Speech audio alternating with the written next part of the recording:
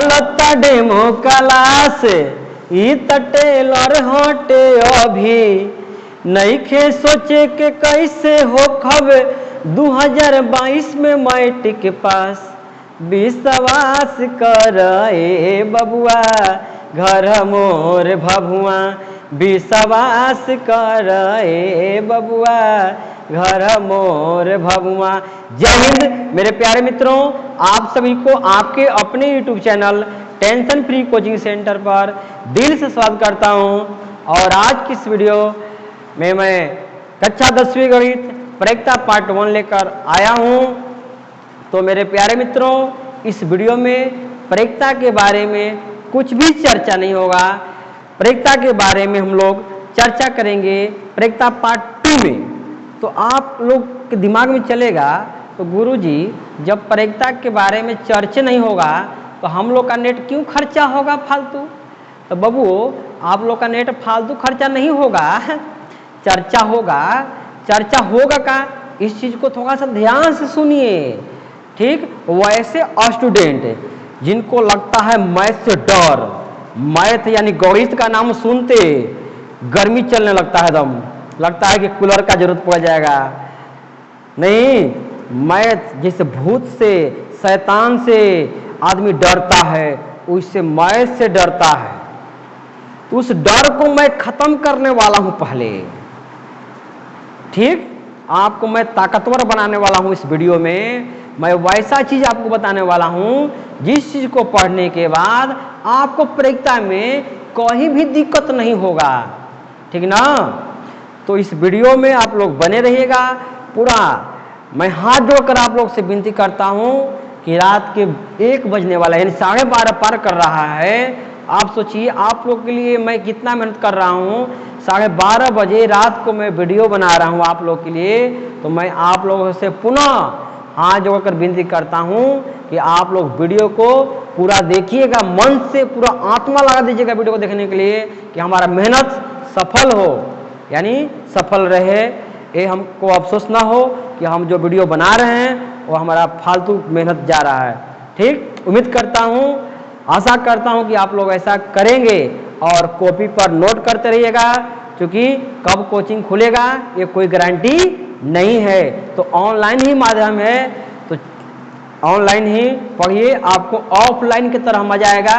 कहीं कोई दिक्कत नहीं होगा, कहीं दिक्कत होगा आप हमसे फ़ोन से बतिया सकते हैं, व्हाट्सएप से आप हेल्प ले सकते हैं, या वीडियो कॉल के माध्यम से ले सकते हैं। यानी आपके लिए मैं पूरे 24 घंटा अवेलेबल हूँ।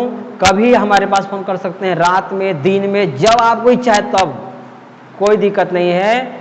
तो चलिए अब हम लोग क्लास को करते हैं शुरू। और मेरा नाम है निरंजन गुरु।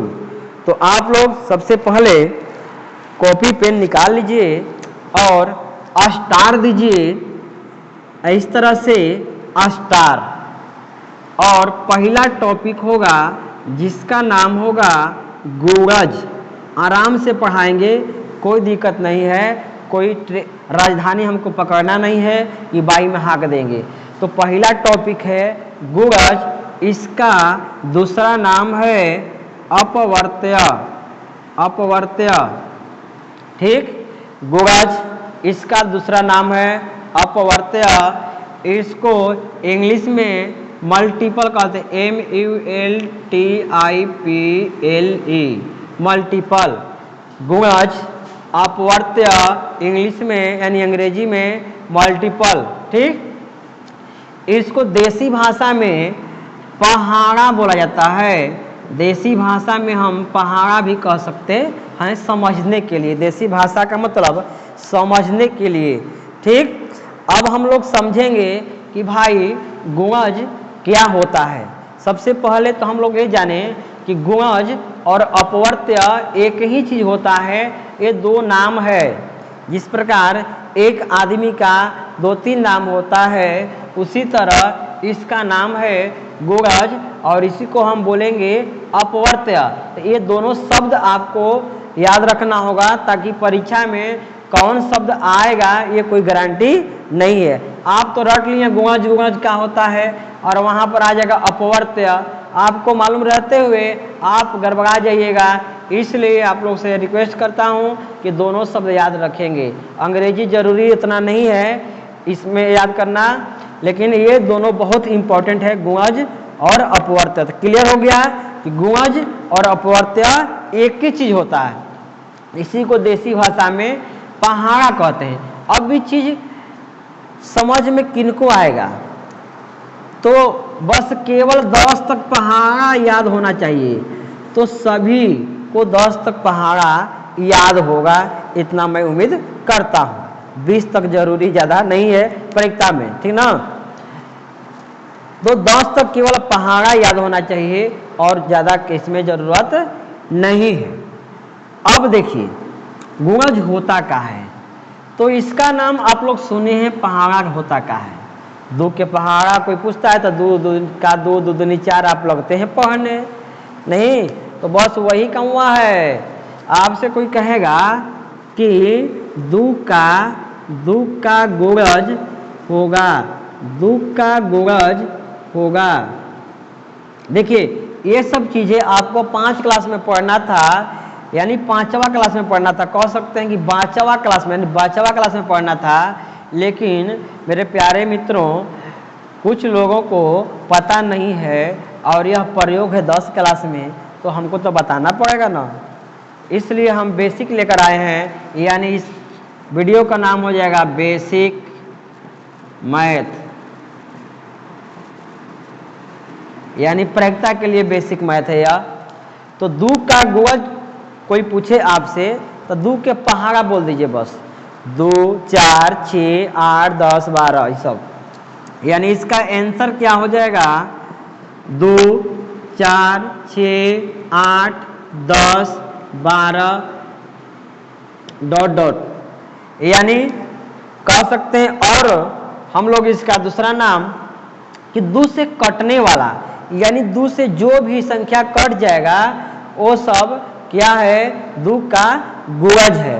यानी 2 से 2 कट जाएगा, 2 से 4 कट जाएगा, 2 से 6 कट जाएगा, 2 से 8 कट जाएगा, 2 से 10 कट जाएगा, 2 से 12 कट जाएगा।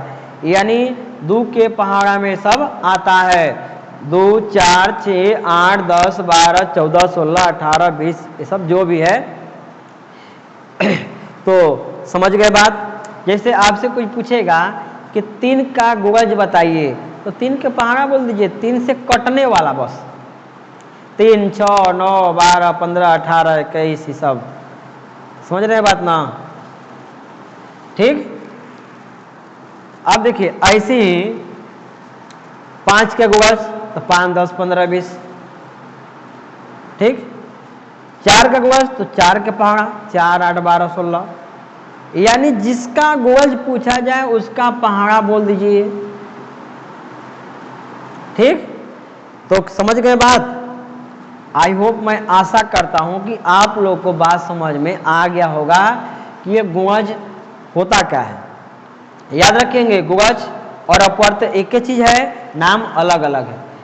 इसको नोट कर लीजिएगा, हटा रहे हैं।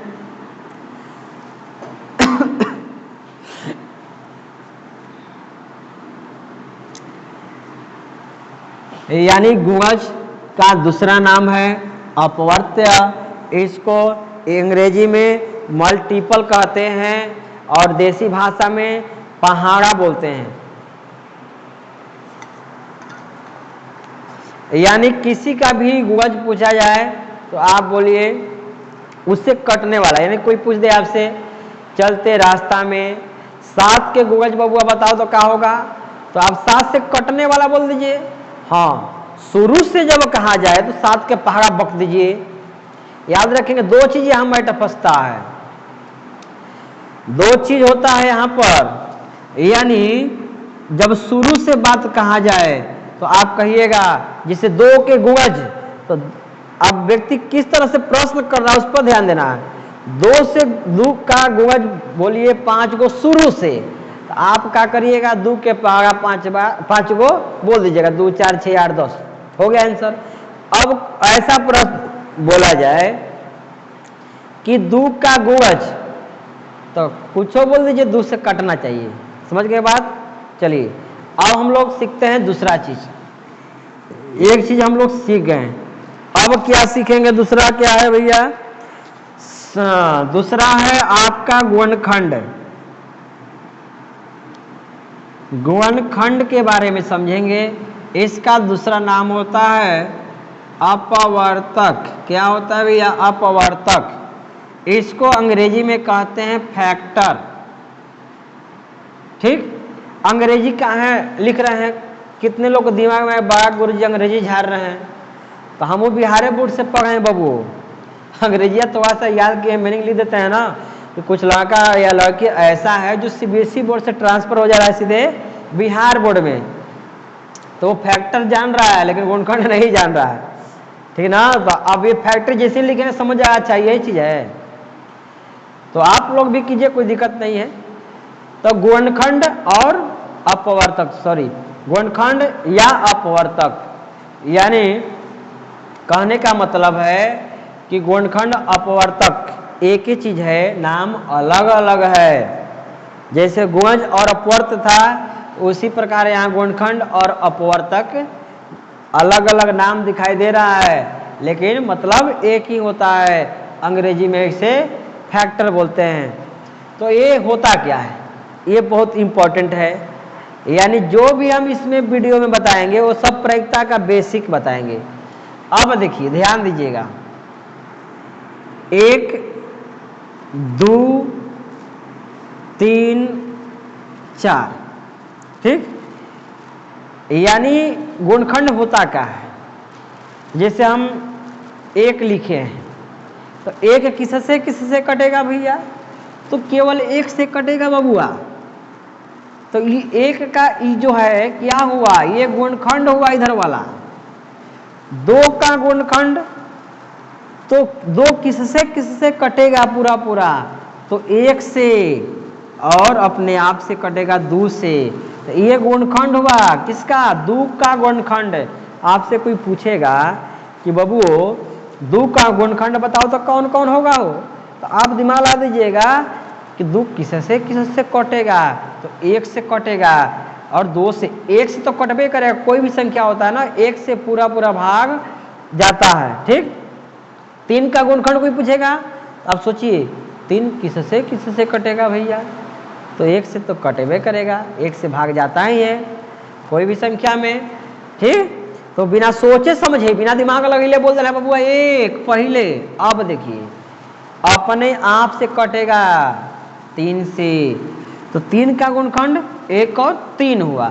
4 का गुणनखंड, अब सोचिए 4 किससे कटेगा? तो 1 से तो कटेगा ना, 1। और कौन होगा? 2 के पहाड़ा से कट जाएगा भैया। 3 के पहाड़ा से तो कटेगा नहीं, अपने आप से कट जाएगा, नहीं 4 से कट जाएगा। तो ये सब है ना जो बबुआ इधरिया वाला हुआ का गुणनखंड हुआ किसका? ई सब का। यानी 1 का गुणनखंड कोई पूछेगा तो आप बताइएगा 1। 2 का गुणनखंड कोई पूछे तो 1 और 2। 3 का गुणनखंड कोई पूछेगा तो 1 और 3। 4 का कोई पूछेगा तो 1 2 4। ठीक।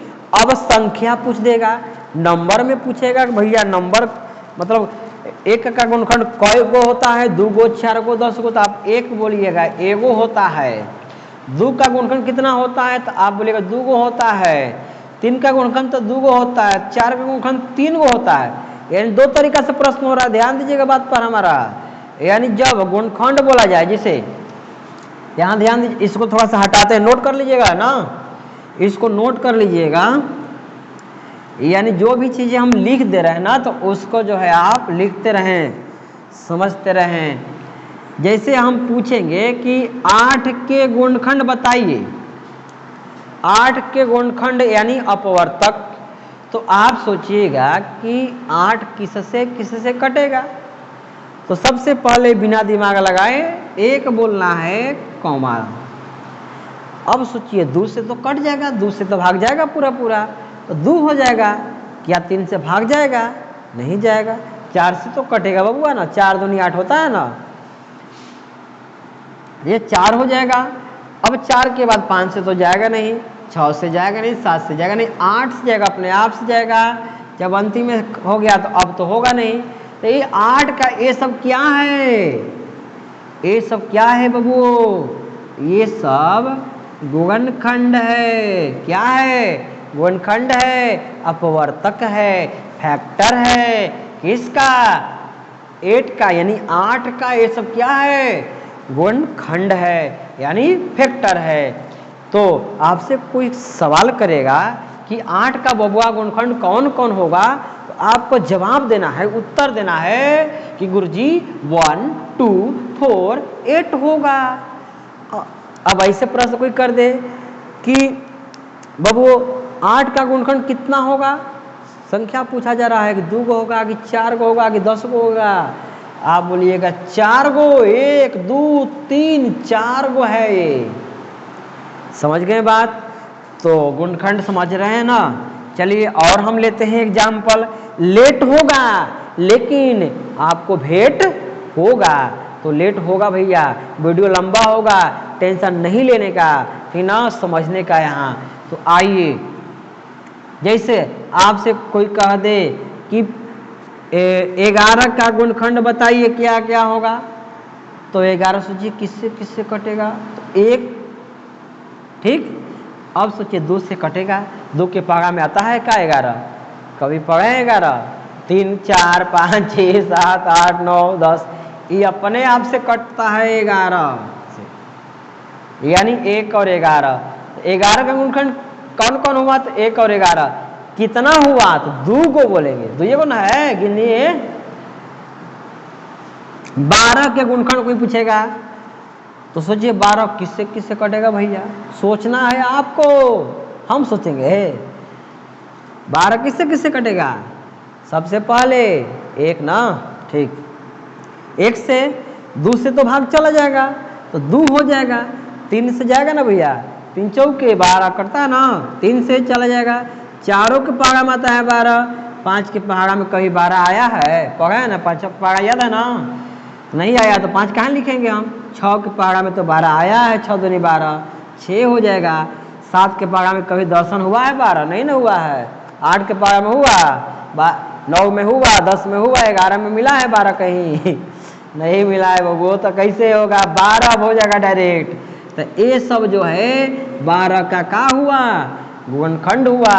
कितना गुणनखंड हुआ, तो 2, 4, 6 गो हुआ। तो आई होप, मैं ऐसा करता हूं कि आप गुणनखंड भी, गुणनखंड का मतलब समझ गए।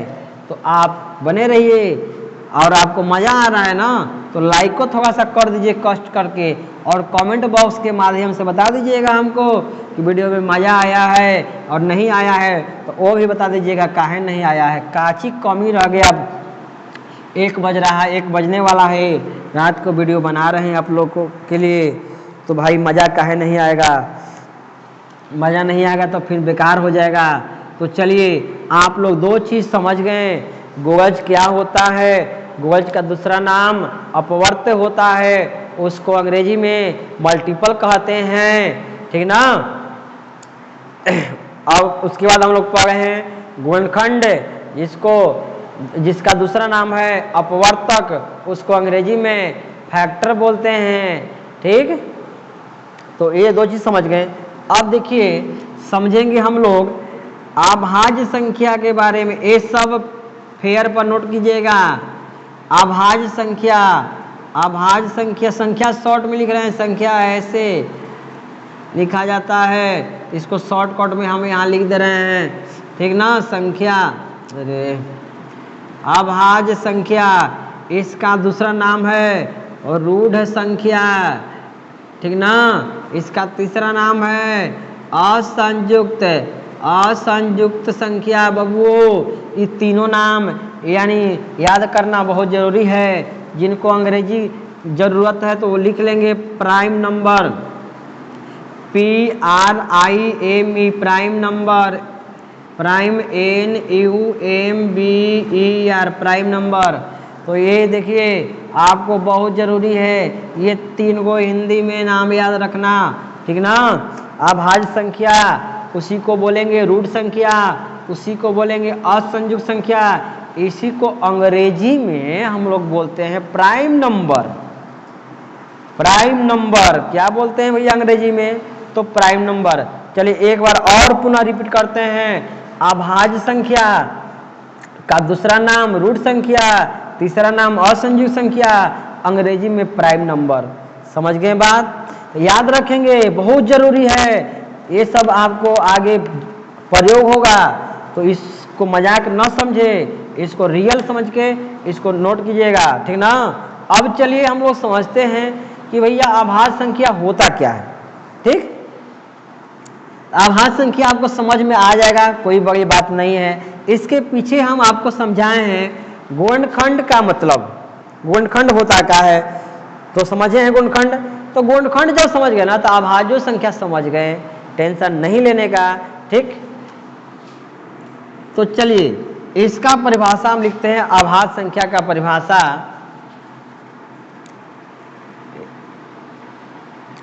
वैसे संख्या आप लोग भी नोट करते जाइए। वैसी संख्या जिसका केवल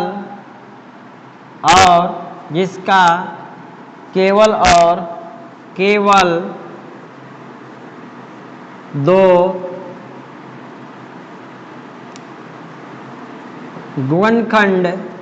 गुणनखंड होता है उसे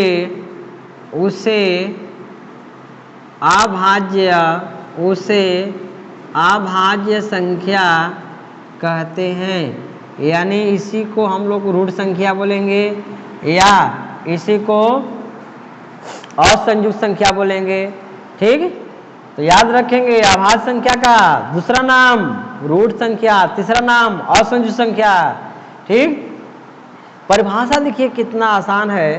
चूंकि गुणनखंड आप समझ गए, उसमें एक चीज याद कीजिए, पीछे हम आपको गिनवा रहे थे कि इसका गुणनखंड कितना है। जैसे 4 का गुणनखंड बोला जाए तो 1, 2 और 4 होगा, तो इसकी संख्या कितना गुणनखंड की 3 गो है। अब देखिए ध्यान से, यहाँ खेल आपको समझ में अब आ जाएगा अभाज्य संख्या का खेला।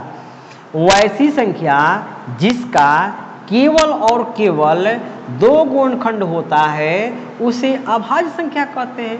केवल और केवल 2 का मतलब होता है मेरे प्यारे मित्रों कि फिक्स, न 2 से ज्यादा और न 2 से कम, फिक्स होता है, एकदम फिक्स हो गया। तो जब गुणनखंड की संख्या अगर 2 गो होगा जिस संख्या का, तो उसको अभाज्य संख्या बोलेंगे। तो क्या इसको अभाज्य संख्या बोलेंगे? वो नहीं बोलेंगे ना, कहेंगे 3 गो हो गया। अब परिभाषा में कह रहा है कि क गो होना चाहिए, 2 गो होना चाहिए, तो यहाँ 3 गो हो गया, तो 4 अभाज्य संख्या नहीं ना है। समझ गए बात? अब देखिए एक अभाज्य संख्या है कि नहीं, तो 1 का गुणनखंड पता कीजिए कौन कौन होगा, तो केवल 1 होगा। तो यहाँ तो गुणनखंड गिनती में तो 1 के ना हुआ, केवल गिनती में तो केवल 1 हुआ। तो यहाँ कौ गो मांग रहा है? 2 गो। तो क्या यह अभाज्य संख्या है? नहीं ना है बाबू, नहीं ना है। समझ गए बात ना? समझ रहे हैं आप लोग? अब देखिए एक अभाज्य संख्या नहीं है, 2 अभाज्य संख्या है। 2 का गुणनखंड कौन कौन है? 1 और 2। संख्या में कौ गो है? तो 2 गो है, 2 गुणनखंड। जिसका 2 गुणनखंड होगा वो अभाज्य संख्या होगा, यानी उसी को हम लोग रूट संख्या कहेंगे और संयुक्त संख्या कहेंगे। 3 अभाज्य संख्या है, तो 3 किससे किससे कटेगा? 1 और 3 से। तो 1 और 3 कौ गो गिनती में हो रहा है? 2 गो ना। इहो अभाज्य संख्या, इहो अभाज्य संख्या हुआ। ठीक, अब देखिए आगे और एग्जाम्पल लेते हैं। 4 अभाज्य संख्या नहीं है क्योंकि 1, 2 और 4 इसका गुणनखंड 3 हो गया। 5 अभाज्य संख्या है, 5 1 और 5 से कटेगा बबुआ, तो 1 गुणनखंड ये नहीं ना है, ये अभाज्य संख्या नहीं है। 5 अभाज्य संख्या है क्योंकि इसकी गुणनखंड की संख्या केवल और केवल 2 गो है, इसलिए 5 अभाज्य संख्या है। 6 अभाज्य संख्या है, दिमाग लगाइए। 6 अभाज्य संख्या है या नहीं है तो क्या करेंगे? पहले हम लोग आराम से गुणनखंड की संख्या पता कर लेंगे। अगर इसका गुणनखंड केवल 2 गो होगा तो अभाज्य संख्या प्रेम से बोल देंगे। अगर दूगो पार कर गया, दूगो से पार कर गया या दूगो से कम है तो उसका आभाज्य संख्या न ही बोलेंगे। तो 6 किससे किससे कटेगा? 1 से, 2 से, 3 से, 6 से। अब देखिए यहाँ 6 का गुणनखंड यहाँ 4 गो हो गया और यहाँ क्या कह रहा है 2 गो परिभाषा में, ये भी 6 आभाज्य संख्या नहीं है। तो 7 देखिए, तो 7 1 और 7 से कटेगा, 1 और 7 से कटेगा, तो ये तो गुणनखंड दुइये को ना हुआ, तो ये हमारा आभाज्य संख्या है। 8 पता करते हैं आभाज्य संख्या है कि नहीं, तो पहले गुणनखंड की संख्या पता कीजिए। तो 8 किससे किससे कटेगा? तो 1 से कटेगा, और किससे कटेगा? 2 से कटेगा, और किससे कटेगा? 3 से नहीं, 4 से कटेगा, और किससे कटेगा? 8 से कटेगा, या अब नहीं कटेगा। तो ये 8 का गुणनखंड तो ज़्यादा हो गया भैया, 2 गो से ज़्यादा हो गया, तो यह क्या होगा? नहीं होगा, ये आभाज्य संख्या नहीं है। अब चलिए आगे बढ़ते हैं और एग्जाम्पल लेते हैं। 9 देखिए, 9 आभाज्य संख्या है कि नहीं, तो पहले गुणनखंड पता कीजिए, फिर उसको गिनिए।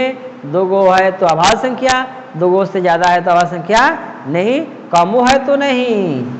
1 से कटेगा, 2 से नहीं, 3 से कटेगा, और सीधा 9 से कटेगा। ये तो गुणनखंड ज़्यादा हो गया भैया, 9 का गुणनखंड 139 हो गया, यानी 3 गो हो गया। यही कह रहा है 2 को होना चाहिए, यानी वैसी संख्या जिसका केवल और केवल 2 गुणनखंड होता है उसे अभाज्य संख्या कहते हैं। तो ये अभाज्य संख्या है क्या? आप लोग का विचार बन रहा है? नहीं है ना? ठीक, चलिए 10 बताइए। 10 है अभाज्य संख्या, तो पहले पता करेंगे गुणनखंड 1 होगा ना, उसके बाद 2, उसके बाद 5, उसके बाद 10। 1 2 5 10 बबू। अब बताइए, अगर आप लोग को समझ में आ रहा है तो है अभाज्य संख्या? नहीं ना? नहीं है। क्यों नहीं है? क्योंकि इसका गुणनखंड 4 हो गया। कब होता? जब 2 गो होता, तो 2 गो तो है नहीं, तो कैसे कहेंगे हम? एक चीज आप लोग याद रखिए बात को, कि कोई भी चीज पढ़िए तो क्यों कैसे ये सब सोचिए, क्यों हो रहा है, कैसे हो रहा है, ये सब सोचना चाहिए, ठीक ना? ये जानकारी होना चाहिए कि हम इसको आभाज्य संख्या बोल रहे हैं तो क्यों बोल रहे हैं, नहीं बोल रहे हैं तो क्यों नहीं बोल रहे हैं, दोनों चीज तब होगा। तो ये परिभाषा को हम हटा रहे हैं। आप लोग आभाज्य संख्या समझ गए, मैं उम्मीद करता हूं, ठीक। अगर आपको बहुत ज़्यादा डिटेल में, चूंकि हम यहाँ बहुत चीज़ शॉर्टकट में पढ़ा रहे हैं, चूंकि बस उतना ही पढ़ा रहे हैं जितना आपको परीक्षा में ज़रूरत है। आपको आभाज्य संख्या के बारे में बहुत डिटेल जाना है, आप प्लेलिस्ट में जाइए, एक वीडियो है पूरा आधा घंटा केवल आभाज्य संख्या के बारे में भाषण दिए हैं, तो उस वीडियो को आप देख सकते हैं, ठीक। तो बस मैं उतना ही डील कर रहा हूँ जितना हमको ज़रूरत है, ठीक। अब चलिए हम लोग सीखेंगे भाज्य संख्या के बारे में। कौन संख्या भैया? भाज्य संख्या। तो इसका भी नाम होता है और इसको हम लोग बोलते हैं, दूसरा नाम है संयुक्त संख्या। क्या बोलते हैं? संयुक्त संख्या। इसका तीसरा नाम है यौगिक संख्या। यौगिक संख्या, इसको हम लोग अंग्रेजी में बोलते हैं कंपोजिट, कंपोजिट, कंपोजिट नंबर। देखिएगा भैया, माफ़ कीजिएगा अंग्रेजी में कोनो स्पेलिंग गलती हो जाएगा, क्योंकि अंग्रेजी हमारा कमज़ोर है, ठीक है ना। कंपोजिट नंबर, देखिए इसमें भी 3 नाम हो गया, ये तीनों नाम आपकी भेजा में होना चाहिए, ठीक ना। कॉपी में खाली होने से नहीं होगा, इस भेजा में मेंशन करना है। भाज्य संख्या, इसी का दूसरा नाम संयुक्त संख्या, इसी का तीसरा नाम यौगिक संख्या, इसी को अंग्रेजी माध्यम में बोलते हैं कंपोजिट नंबर। क्या बोलेंगे वो? Composite number. यानी एक बार और अगेन रिपीट करते हैं, भाज्य संख्या, इसका दूसरा नाम संयुक्त संख्या, इसका तीसरा नाम यौगिक संख्या। अब हम लोग समझते हैं कि इसका परिभाषा क्या है। तो जो पीछे आभाज्य संख्या समझ गए ना, तो समझिए कि योग क्लियर हो गया, ठीक। चलिए इसका भी डिफिनीशन हम लिख नहीं रहे, इसको समझा दे रहे हैं बस।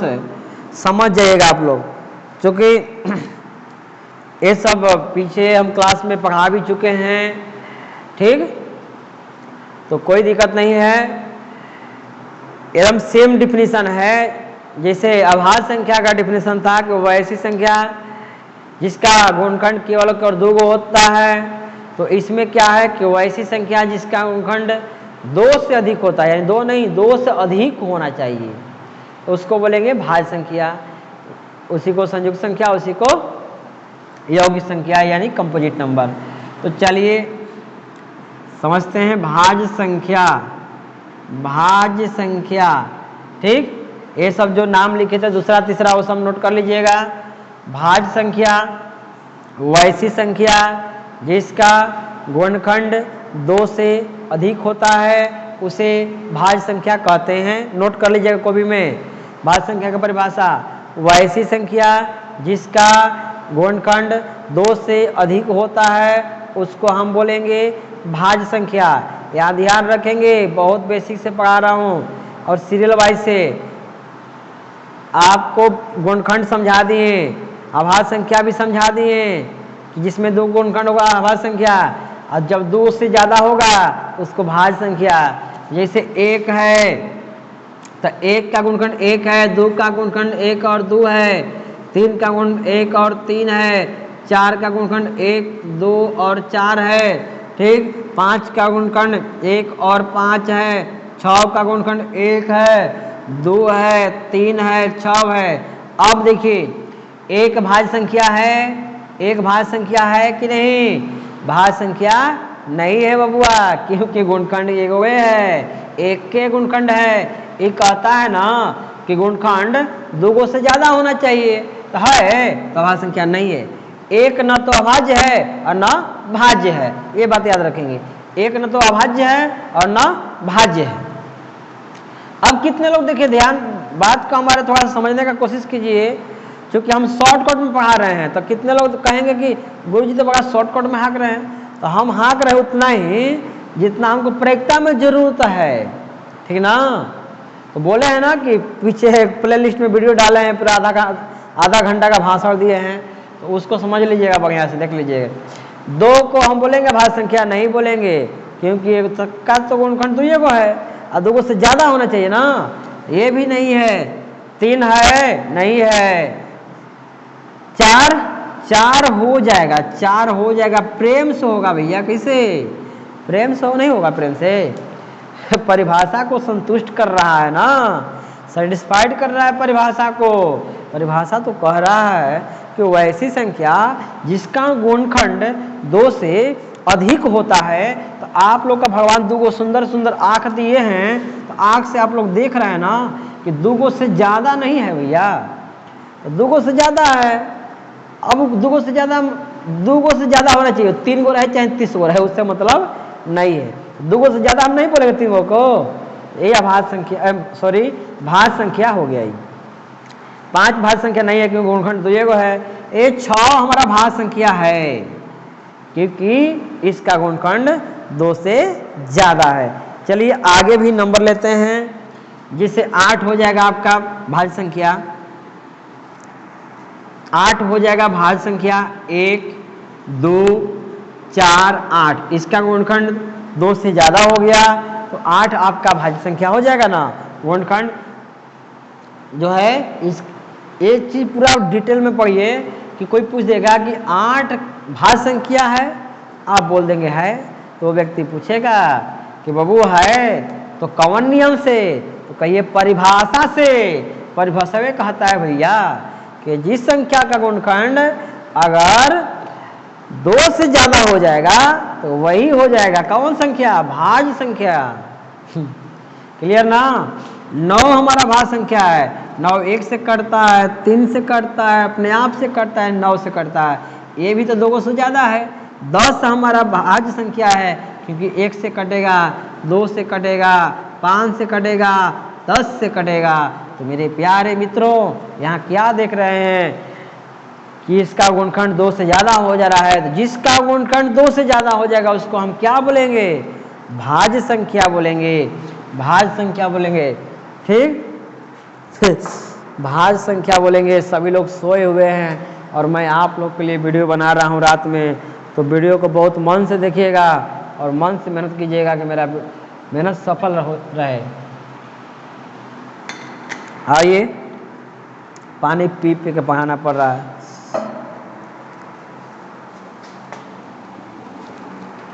चलिए, तो आई होप, मैं ऐसा करता हूं कि आप लोग भाज्य संख्या भी समझ गए होंगे। ठीक, अब क्या क्या बाकी है भैया, इसको नोट कर लीजिएगा। हाँ, अब देखिए,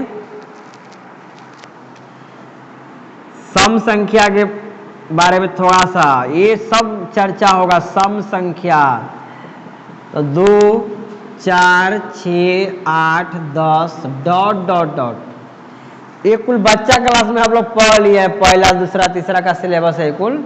सम संख्या को इंग्लिश में इवन नंबर बोलते हैं। कौन नंबर बोलते हैं भैया? इवन नंबर बोलते हैं, ठीक ना, इवन नंबर। चलिए लिख दे रहे हैं, इवन नंबर, सम संख्या को बोलते हैं इवन नंबर।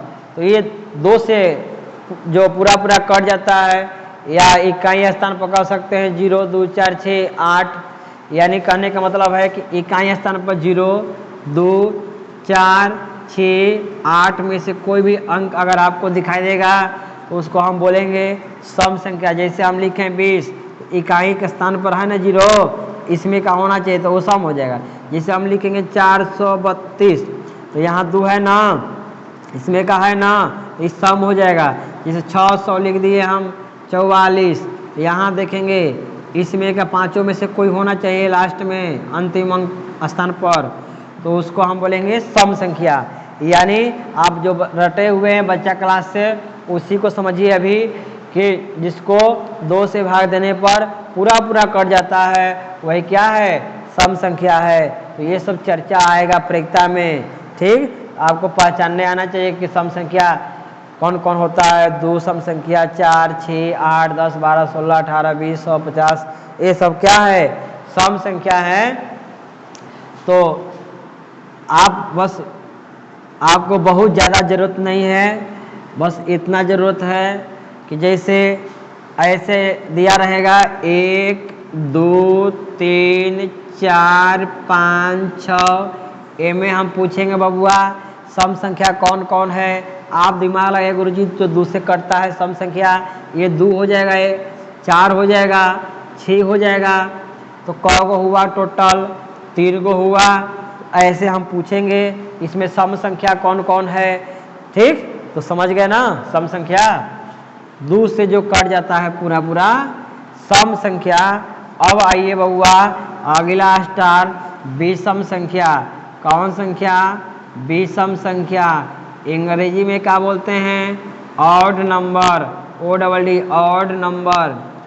ऑड नंबर क्या बोलेंगे? Odd number. 1 होता है, 3 होता है, 5 होता है, 7 डॉट डॉट डॉट। ठीक, यानी एग्जाम्पल में लिख लीजिएगा, विषम संख्या को अंग्रेजी में ऑड नंबर बोलेंगे। 1, 3, 5, 7। तो ये सब प्रयोग कैसे होगा? तो ऐसे दिया रहेगा 1, 2, 3, 4, 5, 6। हम कहेंगे बबुआ इनमें विषम संख्या कौन कौन है हो? आप बोलिएगा 1 है गुरुजी, 3 है, 5 है। ठीक, यही ऐसे ही काम आप लोगों को करना है परीक्षा में। ठीक, तो समझ रहे हैं बात हमारा ना? चलिए, यानी पार्ट 2 में हम लोग परीक्षा के बारे में, परीक्षा की परिभाषा को समझेंगे, परीक्षा होता क्या है। ठीक, हाँ, वीडियो आप लोग को अच्छा लग रहा है तो वीडियो को लाइक भी कर दीजिएगा और शेयर भी कर दीजिएगा। चलिए, अब बहुत ज़्यादा नहीं बचा है, थोड़ा सा 1-2 टॉपिक है, तो अब हम लोग समाप्ति के कगार पर पहुँचे हुए हैं। ठीक, अब देखिए क्या पढ़ना है, पूर्ण वर्ग पढ़ना है।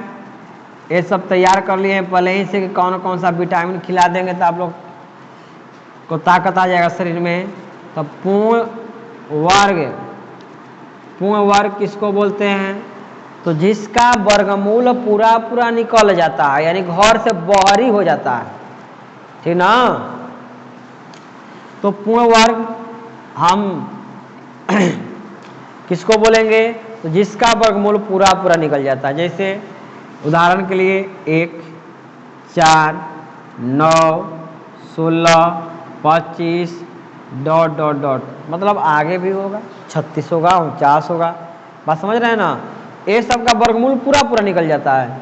यानी 1 का वर्गमूल 1, 4 का वर्गमूल 2, 9 का वर्गमूल 3, 16 का वर्गमूल 4, 25 का वर्गमूल 5। अब 2 हम क्यों नहीं लिए कि 2 का वर्गमूल जो होता है ना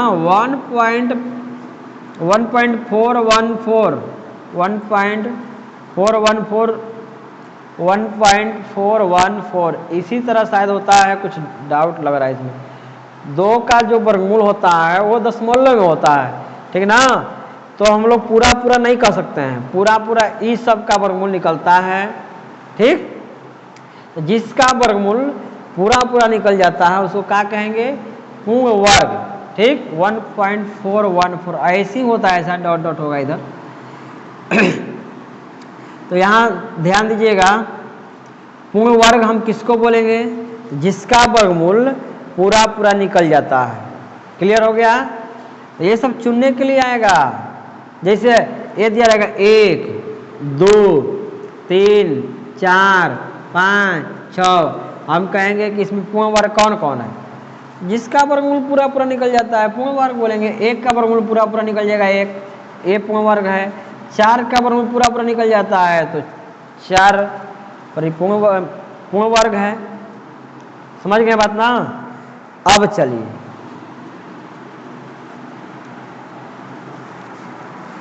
अब हम लोग सीखेंगे पूर्ण घन। ये सब पढ़ लिए, थोड़ा सा हम रिपीट करवा दे रहे हैं। पूर्ण घन किसको बोलेंगे, जिसका घनमूल पूरा पूरा निकल जाता है। जैसे 1 है, 8 है, आपको 27 हो जाएगा, 125 हो जाएगा, इसी तरह आगे भी चलेगा, ठीक ना। यानी 1 का घनमूल 1 होता है, 8 का घनमूल 2 होता है, 27 का घनमूल 3 होता है और 125 का घनमूल 5 होता है। यानी ये सब का घनमूल पूरा पूरा निकल जाता है। जिसका घनमूल पूरा पूरा निकल जाता है उसको हम पूर्ण घन कहते हैं, ठीक। आपको अगर इसके बारे में विशेष जानकारी प्राप्त करना है तो मैं इसका स्पेशल वीडियो बनाकर आप लोग को समझा दूंगा। बस इसमें शॉर्टकट थोड़ा सा चल रहा है। हम पूर्ण घन जिसका घनमूल पूरा पूरा निकल जाता है, 1, 8, 27, 125, ये सब याद रखेंगे और हो जाएगा आगे। तो ये सब रहा बेसिक। अब देखिए अब क्या जरूरत है। अब जरूरत है आपको, हम लोग पहुंच गए हैं अंतिम कगार पर। बस ऊपर 0 रहेगा और नीचे स्टार दे दीजिएगा। ऊपर 0 नीचे कुछ अंक रहेगा, संख्या रहेगा, तो बराबर में हमेशा 0 होगा, 1 आ जाएगा। यानी 0/6 लिखेंगे हम तो बराबर कोई 6 कर देगा, कोई 0 नहीं। याद रखेंगे ऊपर 0 नीचे 6 तो होगा आंसर 0।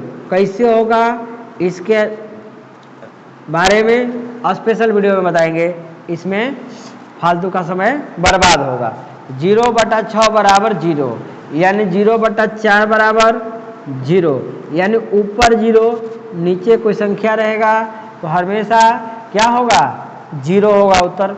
यही है आपका बेसिक, ठीक। यानी जो भी चीज़ें हम चर्चा किए इस वीडियो में, अगर यह पूरा अगर आप लोग समझ गए होंगे बात को, अगर आप जानते होंगे पहले से भी, तो आपको परीक्षा पढ़ने में कहीं दिक्कत नहीं होगा। कुछ और भी बेसिक हैं जिनको समझना पड़ेगा, उसके लिए हम क्या करेंगे, क्योंकि वो आगे आएगा, अभी समय है उसमें, इसलिए हम उसको इसमें नहीं लिए कि समय फालतू जाएगा। तो इतना पढ़ा दिए तो आपको अभी वीडियो बहुत पार्ट पर चलेगा। अभी जब उसका भी जरूरत आएगा तो उसका भी हम वीडियो बना देंगे। तो आप लोगों को यह वीडियो कैसा लगा, आप कमेंट बॉक्स के माध्यम से आप हमको बताएंगे। अगर आपको वीडियो अच्छा लगेगा यानी अच्छा लगा तो वीडियो को शेयर कीजिएगा, और अगर आप चैनल पर पहली बार आए होंगे तो चैनल को सब्सक्राइब करके बेल आइकन को प्रेस कर लीजिएगा, ताकि इस तरह का वीडियो आपको मिलता रहे टाइम टू टाइम। तो फिर हम लोग कल मिलते हैं। प्रेरिकता पार्ट 2, यानी प्रेरिकता का शुरुआत होगा कि प्रेरिकता होता क्या है। ये तो प्रेरिकता का बेसिक था, यानी ये सब चीज़ें हम लोग जानेंगे तो प्रेरिकता को भी जानेंगे। तो चलिए चलते हैं, हम लोग मिलते हैं अगले यानी प्रेरिकता पार्ट 2 में। तब तक के लिए सभी मित्रों को बहुत बहुत धन्यवाद।